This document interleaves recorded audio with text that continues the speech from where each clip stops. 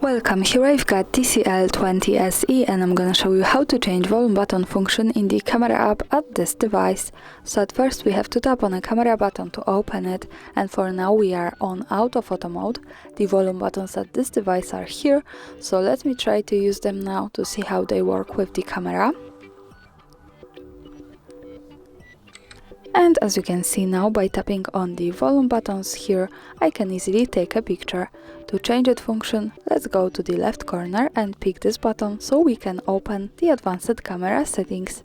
Now let's slide a little bit down to the general category, and here at the first place we have volume button function, so let's pick it. Now we can decide to use this as shutter, which is now zoom or volume. So let me change this to zoom to show you how it works different. And let's move back to the camera. Now let me try to use these buttons once again. And as you can see, I can easily get closer to my subject and also go back, so I can use zoom by tapping on volume buttons. And that's all, thanks for watching, subscribe our channel and leave the thumbs up.